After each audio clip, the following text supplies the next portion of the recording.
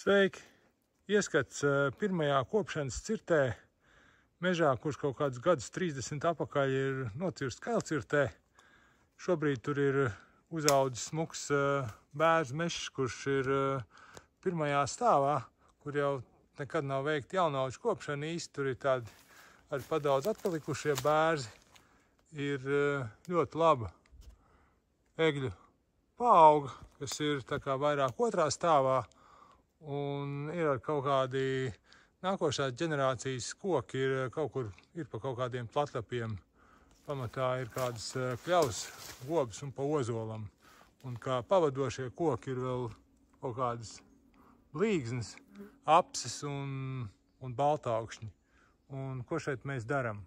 Tātad sākam ar to, kad kopjam pirmo stāvu, kas ir bērzi ar nākotnes vērtību finierkluķis, un tiek viss bērzi, kas ir atpalikuši traucējoši augu vainagos, tad tos atzīmē kā zāģējamos kokus.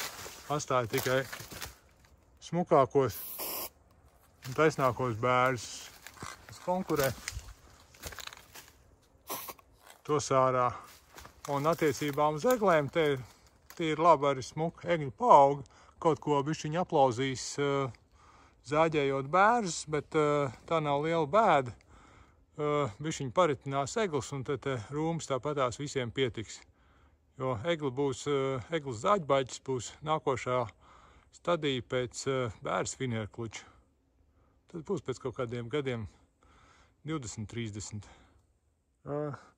Šeit te mežā ieaugušie baltaukšņi, droši vien, ka tā kā ir gaismas prasīga suga un neaug tik gara, tad būtībā viss tas no pirmās paaudzes baltāksnes no meža ir izzāģējams, vai viņš ir sasniedzis savu maksimumu, ko viņš šeit var izaugt.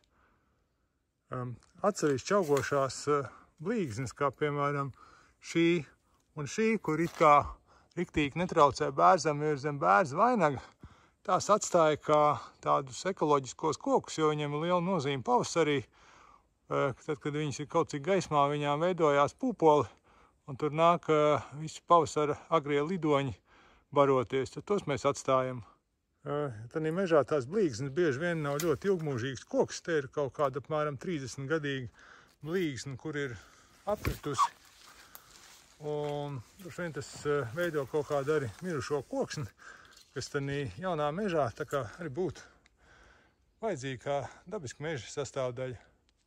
Ar šādu te stumbeņu tiek atstāti kā dabas daudzveidības elements, kāda puskautus nolausta blīgzne.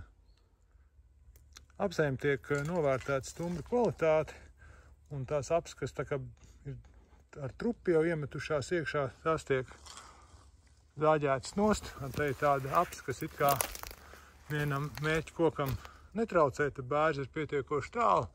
Tā tiek atstāta kā kaut kad nozāģēšanai vēlāk. Te var redzēt, kas ir, ja tie bērzi ir bijuši pa biezu.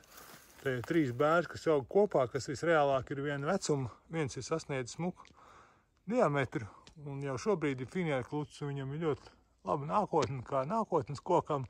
Un te ir 2 mazie tādiem neciliem vainagiem, kas ir tikai bišķiņ gan pastiepuši to koku uz augšu, gan ar bišķiņ traucējuši. Viņi šobrīd ir nozāģējami un iet uz papīra malku.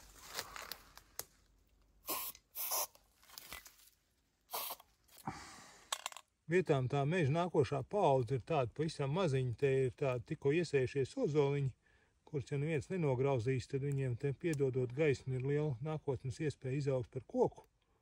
Un to meža virzību uz platlapu mežu parāda gan šīs sasējušās kļaviņas, gobas, ozols, gan ar te jau ir tādas lielākas kļavas, kas ļoti smuki jūtās otrajā stāvā. Un noteikti dzīvos te ilgāk gan par bērziem, gan par eglēm, un tas ir tāds nākošās paaudzes mežs, aiznākošās, precīzāk sakot, pa kur jau būtu tā kā veicot pirmo kopšanas cirti, būtu jārūpējās. Jo te ir, kur ir viena kļaviņa, jau pēc kaut kādiem metriem, 6, 8, te ir nākošā kļaviņa, lai viņi zāģējot varētu pamanīt, te viņai uzvalk apkārt strīpu. Un tā. Un tas bija tāds neliels ieskats pirmajā kopšanas cirsmā. Un šeit var redzēt to daļu, kas vēl vispār nav sākta cirst. Šeit tikai kokos sasietas lentes, pa kurien būs meža izvešanas ceļi. Apmēram izplānots tā, lai tas traktors var daudz maz labāk starp šito un to koku, lai te viņš tiek cauri.